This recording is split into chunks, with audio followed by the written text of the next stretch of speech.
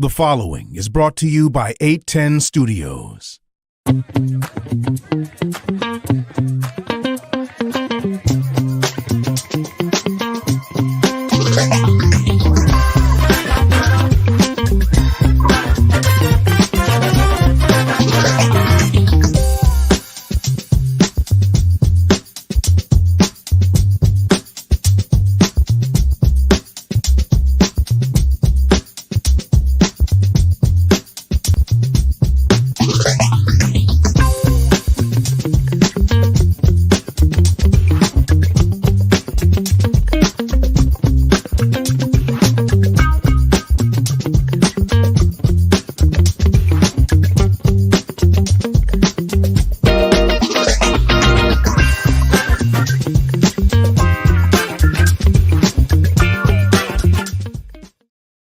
Hello, I'm Dr. Gloria Frederick, and I'm the host of the podcast Voices of We the People. The opening words of the preamble of the United States Constitution is We the People. They signify that we are the folks who are in charge of our government, not anything else. I thank you for joining us today. This podcast is about how we see our community, what is important to us, what we need to change or what we would like to change, and how we would like it to change. The good news for us is we have 3 Gen Zers who can say yay or nay, or something in between. We have Kima Leonard. Could you just raise your hand so they'll know who we are? We have Rashawn McLaren. Did I get that right, Rashawn? Yes, And ma'am. we good. And we have Chalicia Nicholson Cooper, all Gen Zers. So, Kima, why don't we start with you? You can tell us a little bit about yourself and how old you are and what you're up to. Just a couple of minutes. Awesome. Yes, absolutely. Thank you again, Dr. Frederick, for having us on. I'm so looking forward to this conversation. Again, my name is Kima Leonard. I'm based in Guilford County, so the other end of the state, but we're all one North Carolina community. Born and raised in Greensboro. Spent a little bit of time in High Point. And so, my family's here. I have my roots here. Been in activism and organizing on the partisan side for a while. I currently serve as president of the Guilford County Young Democrats, and also first vice chair of the Guilford County Democratic Party as of a week ago. So that's very new there. And that's part of my job is organizing our precincts and getting us activated and acclimated. That includes the precincts of all ages, the Democrats, as well as the young people, which we classify young Democrats as anyone between the ages of 16 to 35. And as you said, with the age demographic for Gen Z, there's a lot of overlap there. And so really trying to make sure young people get activated, mobilized, and educated and empowered. So happy to be here. Thank you so much. Rashawn? Hi, everyone. I am Rashawn McLaurin. I am born and raised here in Goldsboro, North Carolina. I currently serve as the president of the Young Democrats of Wayne County and the secretary for North Carolina's 3rd Congressional District Democratic Party. I've always been into serving our community. I've grew up in serving my community with my church family in Kent, North Carolina. So it has been it's been a thing with serving my community, just helping people out, giving out book bags for children in need for school, supplies and such things as that. So I'm really just great to be here. Thank you. Chalicia? Hi, everyone. My name is Chalicia Nicholson Cooper, and I am a North Carolina native in Durham County. I am a proud alum of North Carolina A&T State University and Full Sail University. I'm passionate about personal growth and long life learning. Um, I will be pursuing another degree this fall in clinical mental health counseling at North Carolina Central University. So I'm really looking forward to where that blossoms and takes me. I'm also a mom of a 2-year-old. So if you hear any noise in the background, that is my son. So please forgive me in advance. But outside of those things, I really enjoy arts, cooking, and exploring new culinary experiences. I'm a true foodie. Yeah, that's a little bit about me.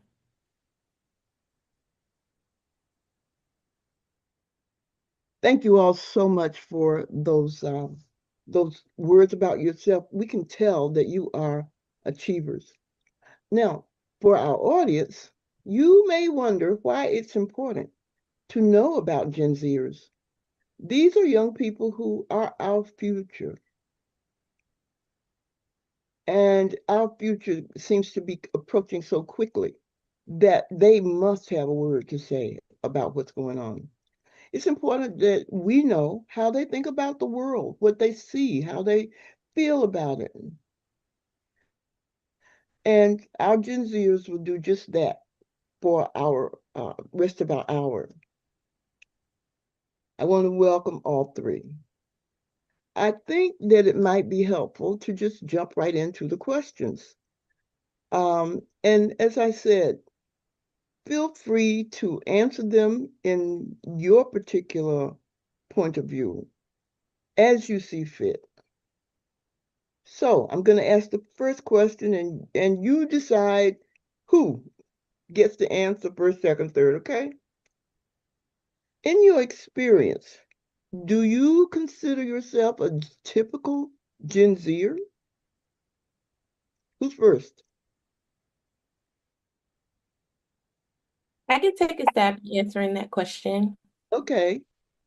Um, I would go against the grain and say no, just because I'm on the other side of the Gen Z cusp. That's I right, because consider myself in a micro, um, I would say like I'm a zillennial, in between the millennial and Gen Zer, just because I was born in 1997. Um, I feel like I'm in the happy medium of understanding how it was going outside and having to play, going to the library for resources and not having, Google at my disposal. I'm actually older than Google. So that's kind of funny to say. Like, younger people like, what, you're older than Google? I'm like, yeah, actually I am. Dial-up internet, experiencing those things while also growing up in a digital era. I believe when 9/11 happened, a lot of the younger Gen Zers don't really know the impact that that had. I think maybe I was maybe 4 during that time. So I was young myself, but I still remember um, watching it on the news at my grandmother's house, and all the adults around me kind of having this conversation of what is our future going to look like after this point on. So I definitely would say um, I'm not the typical Gen Zer, just because I'm in between the ending of the millennial era and the beginning of the Gen Z era. thank you. And in the interest of full disclosure,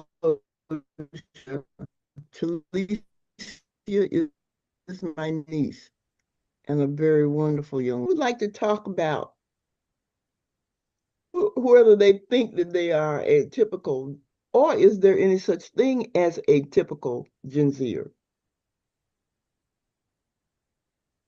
Yeah, I can, Dr. Frederick, I think I can go ahead and chime in there, building off of Jalicia's point, I'm 23, and so I was born in 2002. And so anytime we were to watch the remembrance ceremonies for 9/11, to your point, and they would say, never forget, I was never there to remember, right? And so it's an interesting, perspective there. But of course, commemorating, and remembering nonetheless. But no, it's interesting. I remember growing up, and it was almost that phase out. So the VHS, I have faint memories of the VHS and the CDs, and then we faded into something new. And so, the Ethernet, if you will, all those plugins. Um, and so it's almost like a faint memory.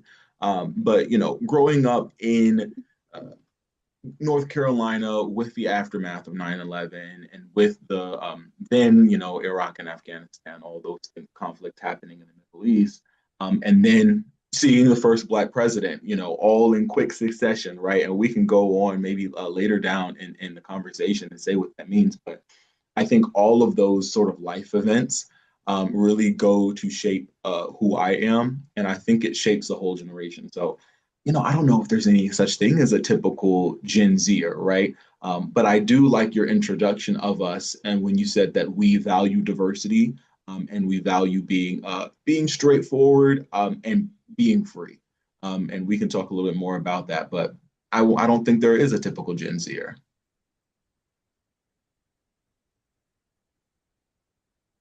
Thank you very, very much. And profound statements. Rashawn? Okay. In some ways, I say yes. I grew up with technology and social media and fast communication, like most Gen Zers. Um, but also, I think most of us are ambitious and community driven, um, than what people give us credit for. But when it comes to it, majority of us um, care a lot about leadership, public service, and giving opportunities to others. Because once our generation moves higher into political wise, it will give the opportunity to let the younger generation take over and possibly do better than what we did at holding this current position we are in now. Now, what school do you attend? Or did you attend? Currently I attend Lenore Community College. Okay. And Kima Livingstone, right? No, not for me. I actually originally went to started my college journey at High Point University. I then took some years off to work and sort of find myself. But now I'm all online at Georgetown University. So I get to stay Oh, here okay. and work on the computer. Fantastic. I want to ask you if you think that your generation is misunderstood, but we'll put that a pin in that one for a minute. What I'd really like to know is the changes that you've seen in your brief lifetime. What are the one or two things that stand out for you? And how would you change those things that you see? And what kind of an impact has it made on what you do now and how and who you are?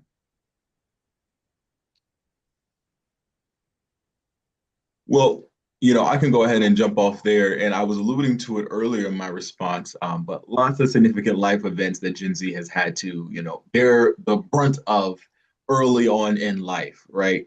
And so, the two that I would stick out to me the most are the duality between Obama getting elected and Obama's regime, as well as Trump getting elected in his first term, the Trump regime. Still seeing the second regime play out right now. Sort of that duality, really showing us the way I look at history. And of course, I wasn't alive, back then. But a lot of times, the presidents, going from one president to another, didn't seem that much of a drastic change. It might have been a couple bills here, some executive orders there, but it didn't seem as much as a cultural shift, at least looking back in the history books, right? But it seemed like a shock to the system when Obama was elected, as well as when Trump was elected in 2016. And it really, I think one of the reasons why I believe our generation is so, you know, politically charged and socially motivated is because we see the differences, right? We know what leadership can do, and we know what it means to have different leaders in office and what that means for us. And so I would say the duality of the Trump and Obama regimes is the number one. And then number two for me would be the pandemic 2020, right? And I think that affected a lot of people, all generations, but I think especially Gen Z.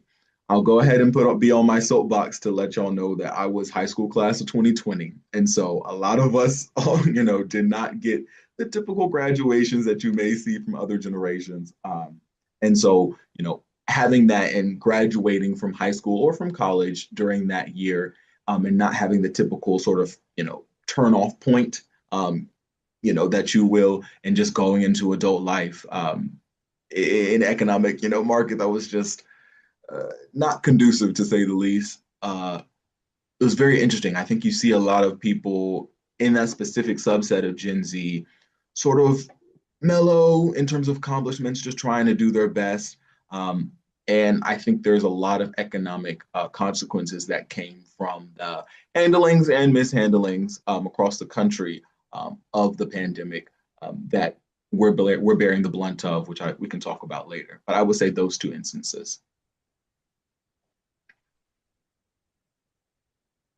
Anybody else? Shalicia? Yes, ma'am. I would say growing up, it was always instilled in myself um, to go off to college, get a good degree, you'll get a good job, and you'll be able to afford this, American dream and lifestyle that you want.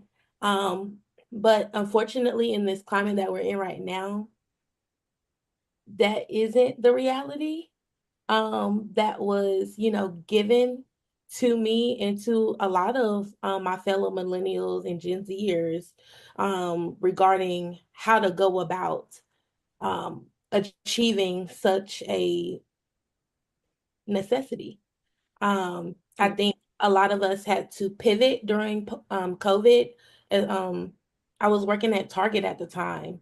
I graduated with my undergrad in 2019 and I got my master's in 2020. So it was just this weird time where, okay, I'm working at Target. I'm an essential worker, so I'm still going to work, but I'm seeing a lot of people on social media and just around me not going to work and trying to figure out how they can afford paying their rent or, getting a car and things like that.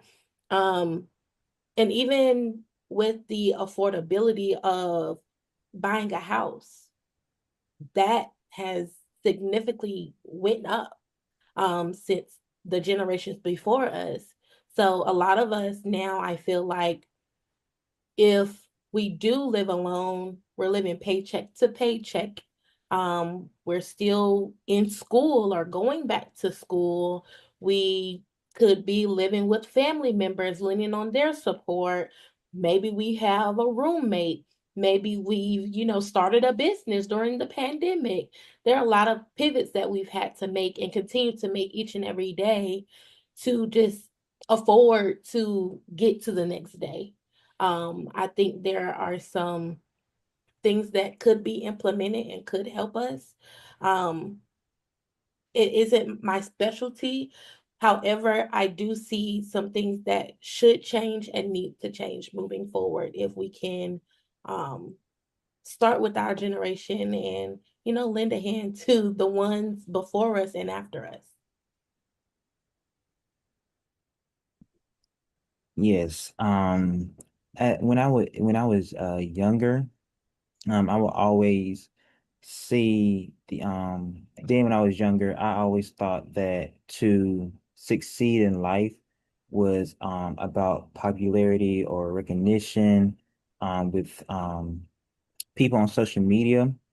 And I always thought that if I do this or do that, then people recognize me and such things. But as I got older, I seen that it really doesn't help with making a difference.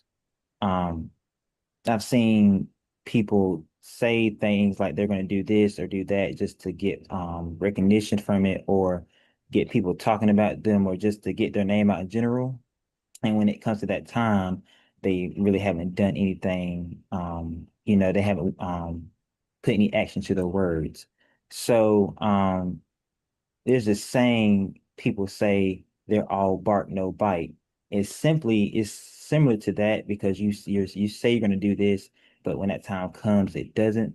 So over time, I care more about making a real difference and building something meaningful for my community in future because once the next generation comes, they'll have something to continue off of instead of starting from scratch. Thank you very much. You know, what you guys are talking about is a little bit of what the Stanford study mentioned that Gen Zers, not all, but many, are pragmatic. They want to see things happen. They want to see authenticity about what happens, and they want to have it relevant. Do you continue to see that in the other Gen Zers that you know? Is that something that you're observing yourself? Is that something that's important to you? I would say absolutely, absolutely, and I agree with that aspect describing Gen Z in the article. We don't take a lot of excuses, especially from authoritative systems or just public figures or private figures in authority when it comes to delivering for the people, right? And so being in the Democratic Party, I've been in youth organizing in the Democratic Party for about 3 years now. And so bumping into circles, sometimes you go to fundraisers and other events, and then, you talk policy with some politicians. And you'll hear, oh, that's not, this is how we've always done it. We've always done it this way. And, we've built up a foundation like this. And so it's too much activation energy to try to change it. And we're saying, hey, well, if it's broken, we need to change it. So I don't care how much activation energy is going to take. If you don't have it in you to do it, we'll just find somebody who does and replace you with them, right? And so that's what I see, especially with Gen Z in the political space. It's just that resolve. You see a lot of people, young people, running against candidates, quite frankly, that they just don't believe are fighting for us or fighting for the working people. There are people who are currently in positions that would rather ignore problems and pretend they don't exist than address them head on. And Gen Z has a very low tolerance for that. That's what I see. It's interesting that you mentioned the tolerance issue because there's also an article that's called The Intolerance of Gen Z.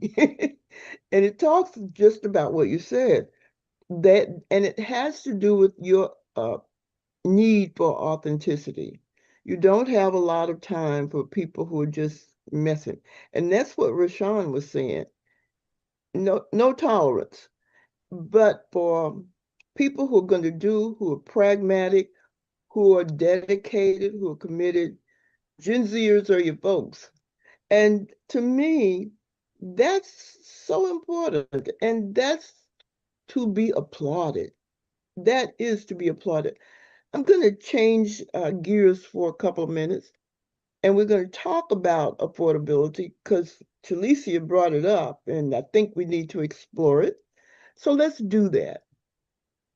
Um, how do you define affordability?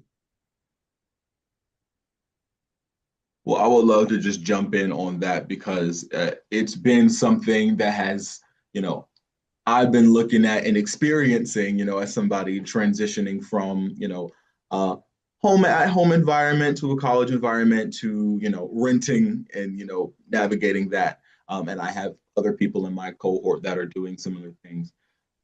There is and I think it's from the United States HUD Department, Housing and Urban Development, for housing affordability. Housing expenses take up the most expensive line item on Right. expenses for most people, right? Whether it's for rent payments and utilities or whether it's for mortgage or utilities, housing is the biggest line item. And they describe the affordability quotient as 30% of it's either your gross or your net. I believe it's your gross. But I would say 30% of your net, would be something that feels actually affordable. And that's just for housing. So what that means is that whatever rent is that of the place that you're staying, you need to net at least 3 times that every month to feel as though that you can afford it. That plus utilities plus any, emergency savings, long-term savings, any type of retirements, setting aside withholdings for taxes, and then things like car payment for getting around, because there are a lot of cities in North Carolina, but a lot of people might have to drive to other cities to get to work. And potentially investing in education, or like Teresa was talking about, starting a small business, right? And so I would say affordability goes directly off of that, right? When people look at their paychecks and they look at their expenses, how much do they have left over? To me, that's affordability. When we look at median salaries, median wages within a given, community, metro area or economic community, versus the median household,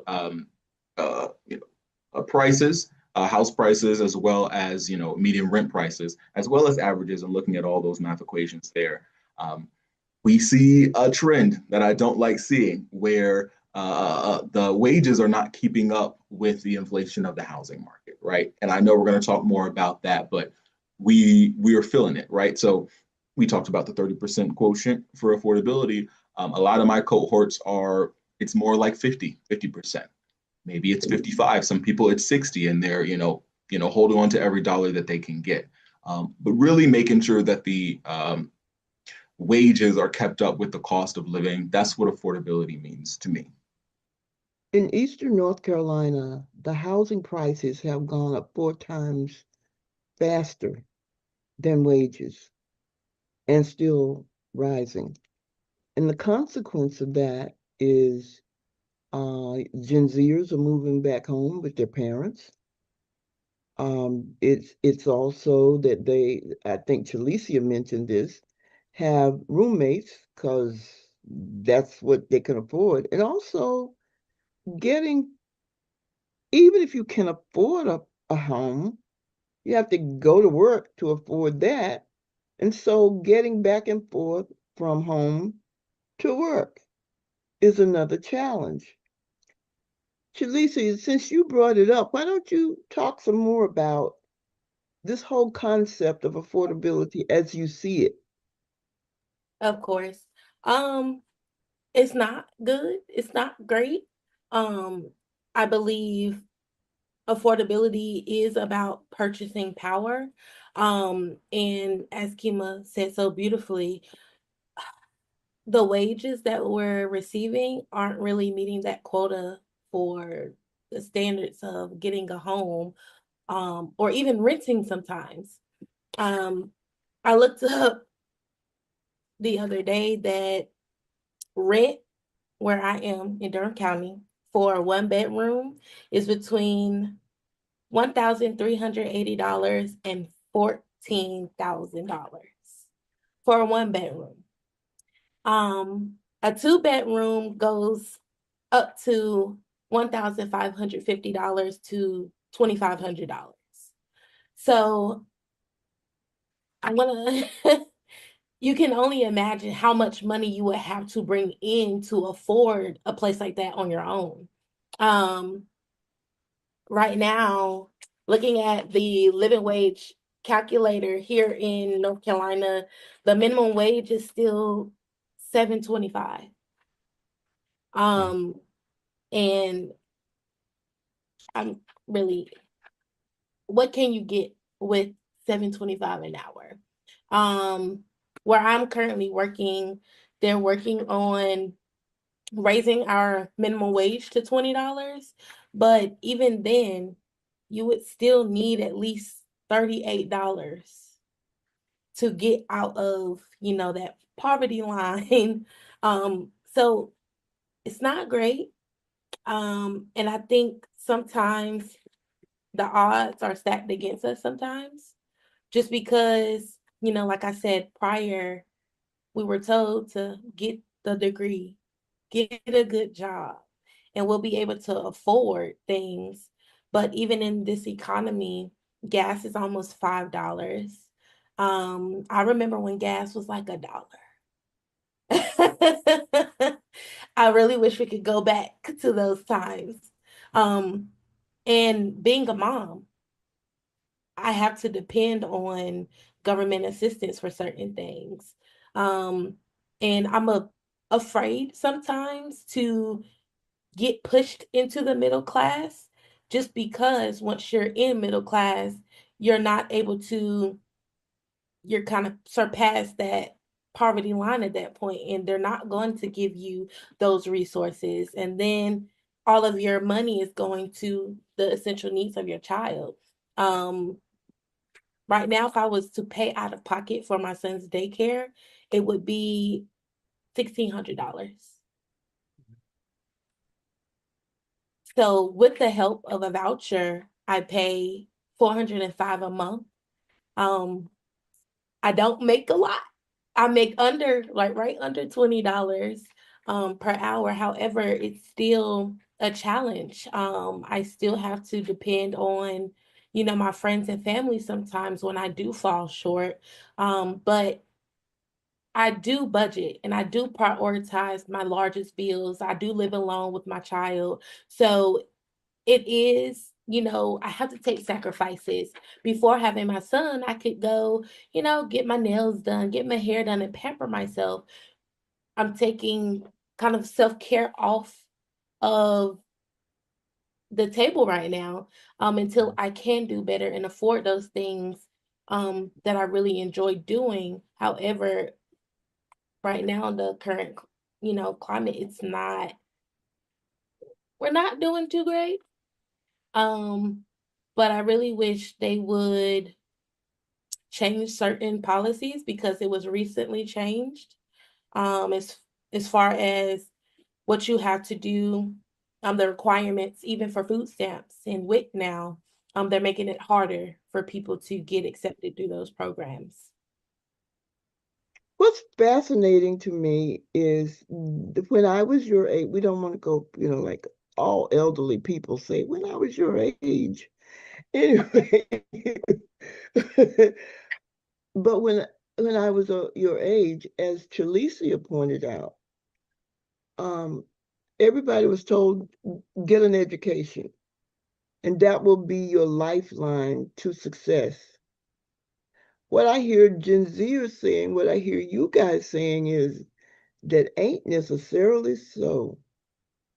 Yes, that is correct. And Dr. Frederick, if I could just jump in there because I have a couple of testimonials, Lord Jesus. So, like I said, I am still, I took some time off to work from school, but I'm back at it now. And so I'm still on my undergraduate degree. But I do have people my age and, some younger, some older who have already completed. I had a friend who had a bachelor's degree and a master's degree, who was struggling to find a job for about, I believe it was 6 months.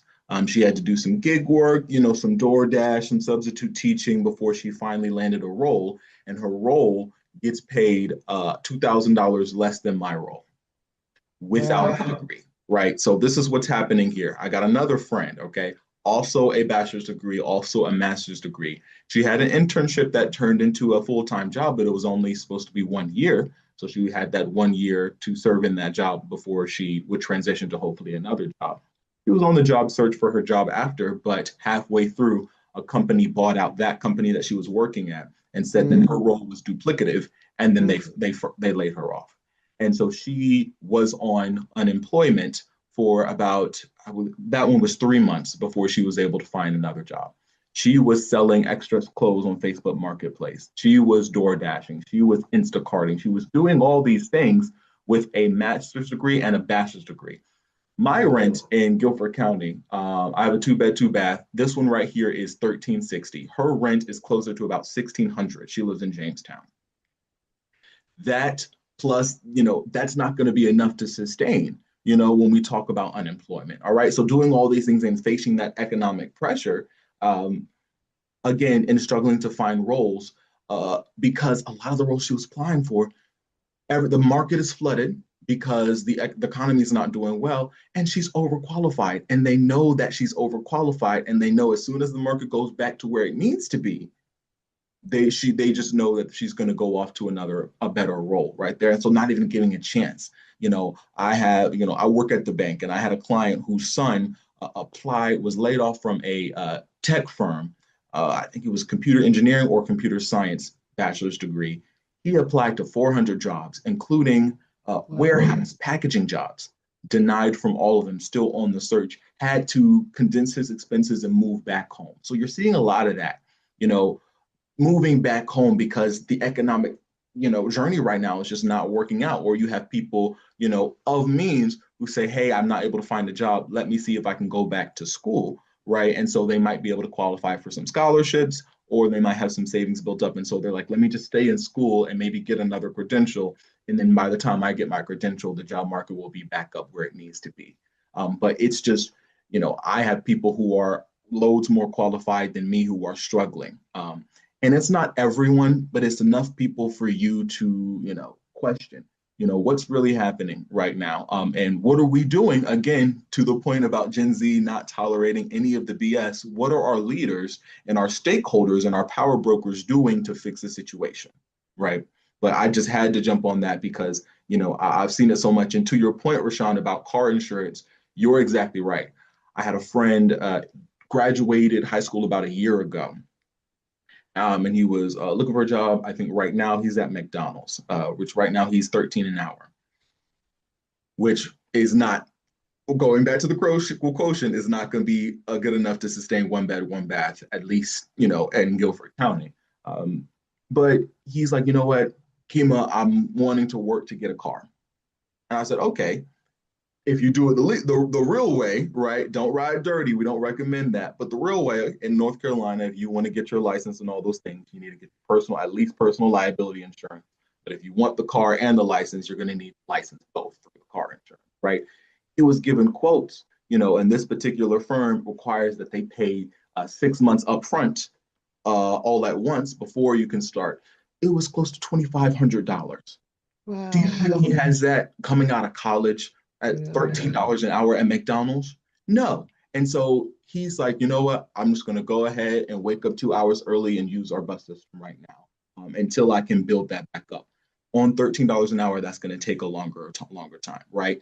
That's just the insurance. That's not including the actual car payment. That's not including the gas on the car and the maintenance on the car, because the car that he'll be able to afford is probably an older car that needs more maintenance. All those things come into the question of affordability, and so it's really hitting everybody. Degree, whether it's a no degree, high school diploma, undergraduate degree, grad degree, it is hitting everybody, and it's not working.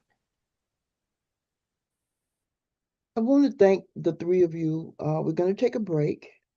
When we come back, let's talk about policy, and what you might want your leaders to do. What you might ask is next for Voices of We the People. As we all know, our voting rights are or might be affected by the Supreme Court's decision on voting rights, on gerrymandering from our local courts, where we vote, and many other issues. For the episodes coming up of Voices of We the People, we will explore these issues and what we must do to retain our ability to make decisions for ourselves. We will present experts on voting rights, community residents, community organizers, and what we must know to ensure that our vote counts. So stay tuned for that. We also welcome your support. Become a sponsor or a donor. This podcast needs your assistance and your help. While I'm in a break right here, I want to thank our team, our podcast team, Tomika Robinson, James Frederick, for what they do. Tamika is our podcast producer and manager, and she is director of awesomeness, which we really appreciate. And James Frederick does our electrical work, our technical work, and he's very involved in developing our podcast. So that's what Voices of We the People will be up to for the next several episodes. I want to get back to Kima Leonard and to Chalicia and to Rashawn, and we can talk policy for about 20 minutes, half an hour, in ways that would improve their lives, because obviously we of the boomer generation are missing something with our young people. And we need to understand what it is and what we need to be saying and doing. And because they're very pragmatic, they can guide us in how to do that. So I appreciate them and their willingness um, to participate in discussion. And I apologize for messing up anybody's name. I don't usually do that, but I'm back from vacation. Okay, so let's get started with our policy questions. And I noticed that both Chalicia and Kima had thoughts on things that pertain to policy, things like childcare and how childcare delivery could be improved, housing and what Gen Zers need in terms of housing, and how they might have a better life experience with better housing opportunities and less costly ones. And also with Rashawn, insurance, car insurance. And he's in the early stages of life going on. And so he's going to listen to and participate in this discussion, but his discussion might be a little bit different than Chalicia's and Kima's. So let's get started with our second part of our discussion. So Kima, what's the policy that you think is most important that we develop, and how do you communicate that to the rest of us so that we can make your lives a little more stable? Because I get the impression that stability is an issue. If you can't afford housing and you're moving from place to place and you can't eating and you drop, it's an issue. So help us. Yes, absolutely. And Dr. Frederick, you touched on it right there. Again, housing is the most expensive expense of everybody, right? And so when we're talking about the affordability quotient, again, that 30%, we know that wages have not kept up with inflation, right? The buying power of my mother and father, making $5 an hour back when in the 1980s is not going to be the same as even me making $20 or $25 an hour in 2026, right? Right. And so what we have to do is raise both the federal and at least in North Carolina, the North Carolina minimum wage. North Carolina doesn't really have a minimum wage; it's just the federal minimum wage. And so when the federal minimum wage is risen, it will raise us. But we got to look at the facts, right? What would a person have to make in across statewide to afford a median one bedroom, one bath for rent? Not even on the path for home ownership, just for rent, just for somewhere to stay. Okay. Whatever that is, it has to be three times. Okay. So whatever that median rent price is, three times that, and that should be the minimum wage, right? And so to raise a minimum wage blanketly at first, and we can do. Our generation is not a huge fan of gradualism, right? Incremental policies. But if it's something where it goes from a 725 to a 9 next year to an 11 to a 12 to a 15, ultimately, maybe we could do something like that, as just to make sure the private sector is, adjusting and, we're taking measurements there. But, you hear a lot of us talking about a $15 minimum wage, and I think that's where we need to be, right? Minimum. My boy shouldn't be making, $13 working at McDonald's full time with open availability. That's just not how it should be. right? And so once we get there, I think we need to implement something that says every 10 years, we do another check. The same way we do our census every 10 years, we do another economic check to say, hey, medium one bed, one bath, how much does it cost? Okay. What is the cost of living of other items like, a potential car payment or car insurance or regular insurance or health expenses, right? And then raising and adjusting that minimum wage every 10 years based on those numbers. Because we're going based off the facts, right? It's not the working class is so greedy, and doesn't know how to manage money. Jaleesa was talking about, she has a budget. She manages her money, right? It's a matter of making sure that we make policy that works for the people who are working for us, right? And one of the ways we communicate that, and I've done this with my parents anytime, they question me and they say, hey, Kimo, we're proud of you, but we just wanted you to be a little bit farther in life. What's happening right now? Let me see talk about your finances. And I'm like, yeah, I'm happy to talk about my finances, mom and dad. Let's talk about your finances in the year 1986. How much did you make when you were working full time? How much did that first one bedroom cost when you're with your roommate? First one bedroom when you got your own place, right? And we type it into our inflation calculator, which is my favorite calculator on earth. And we see that the buying power, even though the numbers are less, the buying power is not the same, right?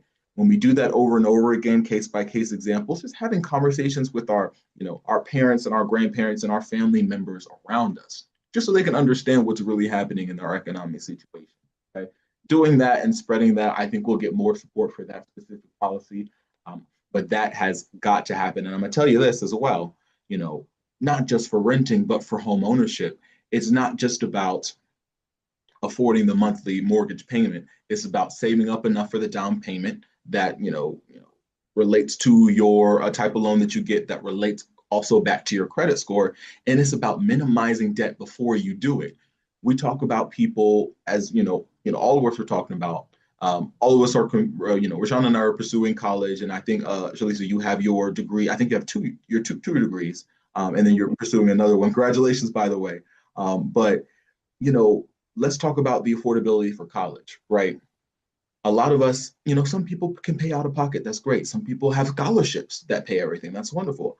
A lot of people don't, and they're paying from student loans. Those student loans are still debt, even if it's deferred. A lot of mortgage giving companies will still count those as debt. Even if it's deferred, they'll do work at the bank. So some banks will do 1.5% or a 0.5% to calculate that as what would be a potential debt payment to the debt, even if you're not paying it right now, even if it's deferred. And that's going to lower your ability to qualify for that DTI, debt to income ratio. And that's really what's affecting a lot of young people right now. They want to have home ownership.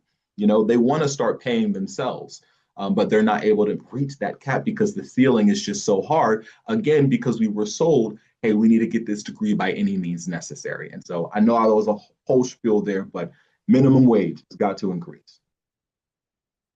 One of the things I want to point out is how accurate you are in saying homeownership is just difficult now.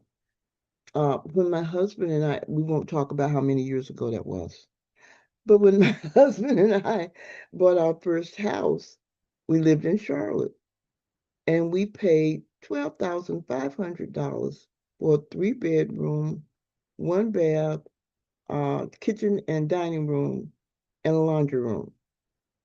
And I think our payment was like $112 a month or something like that. That does not happen now. It no matter where you look, that does not happen, which means that your generation has to really, really work just to afford the bare minimum of housing, whether you own it or whether you rent it. And so the policy that you're talking about is, how do we have policies where Gen Zers can feel like they're real people in a sense?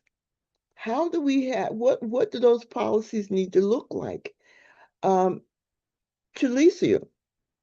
who would you go to? Who would you go to say, look, What you're charging in childcare is ridiculous. I can't afford it. And I want my own home, and my son wants his own home too. Honestly, I wouldn't even know where to start because there's a lot that the government is cutting. They're cutting funds in education, they're cutting funds in childcare. You see every day that here in Durham County specifically, even in the school system, they are, they want more money. Even the teachers are like, okay, we need more money. Um, e- Even just the parameters of qualifying for food stamps is is getting tight. Yeah, They're not really giving you any wiggle room anymore. WIC, praying that it will still continue on, but earlier this year it was a scare that we weren't going to have this program anymore. Um, so that within itself is kind of frightening for someone who is doing everything, by herself, essentially outside of, the help from my friends and family. But I looked into, the living wage calculations for North Carolina, and a livable wage for one adult and one child per hour is $37.54. Poverty wage is $10.40. And it just, to have a master's degree, and Kima said it earlier, just because we have the degree doesn't necessarily mean we'll get the job. And there are a lot of people who ask me every day, why are you here? And I say, maybe, God has me here for a reason. But it's still kind of like a slap in the face sometimes when you do continue to apply for other jobs that you feel like you're qualified for. But sometimes you'll get that quick turnaround like, thank you for your interest. And it's like, okay, is it me? But Kima, you really gave me hope when you said that sometimes they deny you because you're overqualified. So that really gave me a lot of hope. Um, just that alone. So it is kind of difficult sometimes to get through to the next thing. Um, and I feel like as a Gen Zer, we're always pivoting, trying to figure out a way how we could make it better. Sometimes people move to a different city that has lower costs and lower means. Um, um, there are, excuse me, my son is talking.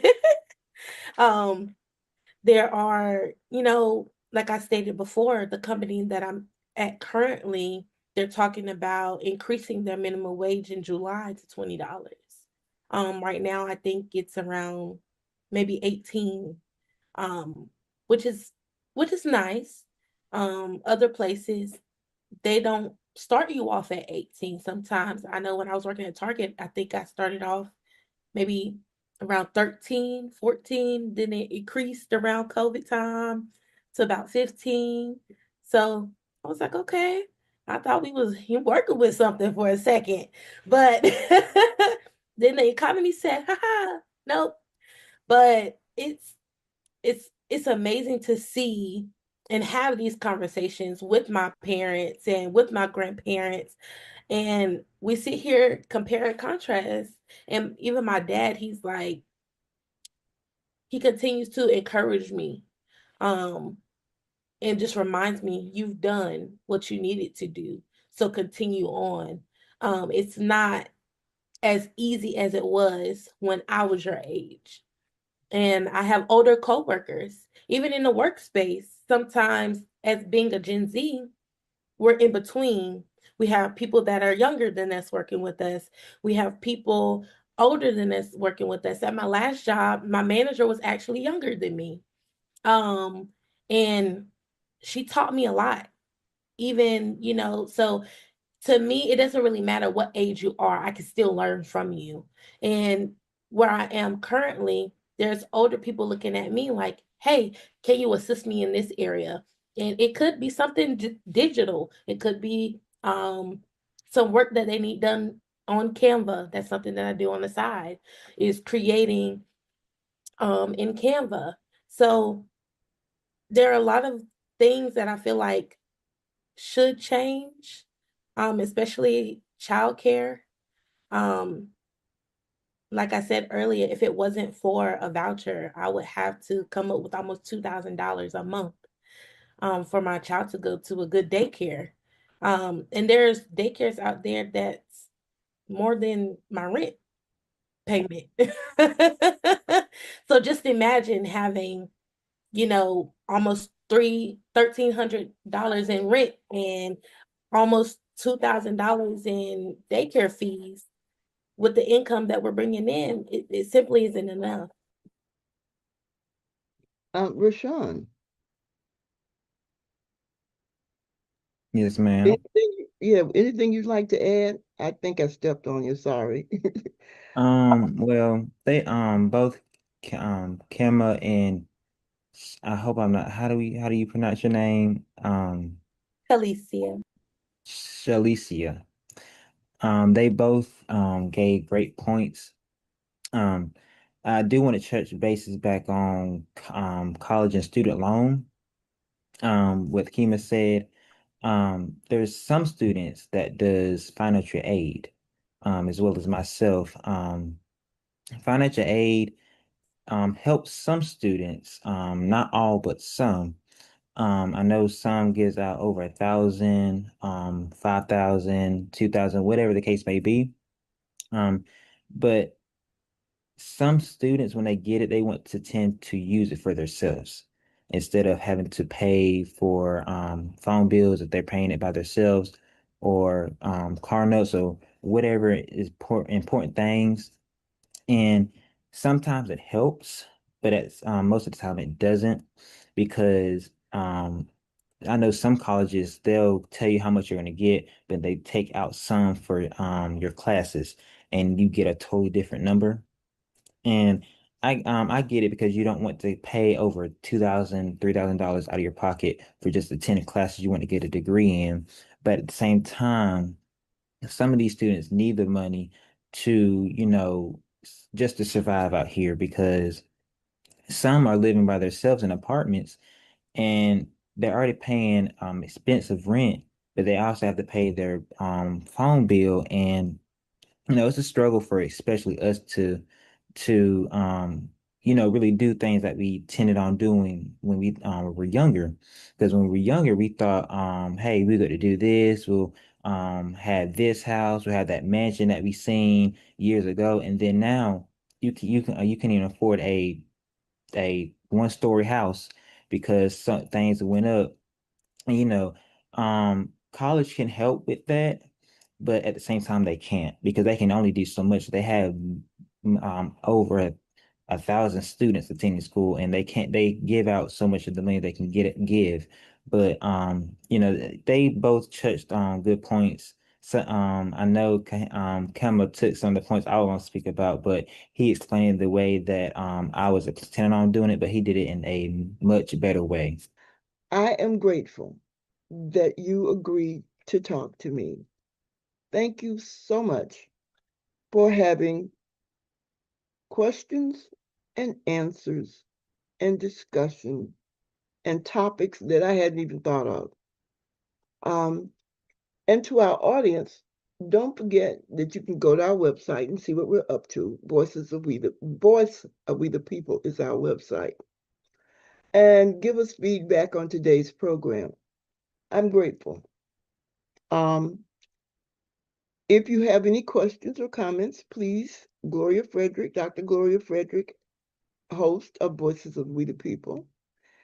And I want to thank 810 Studios for all the work that they do, the support that they give, and the management of these podcasts.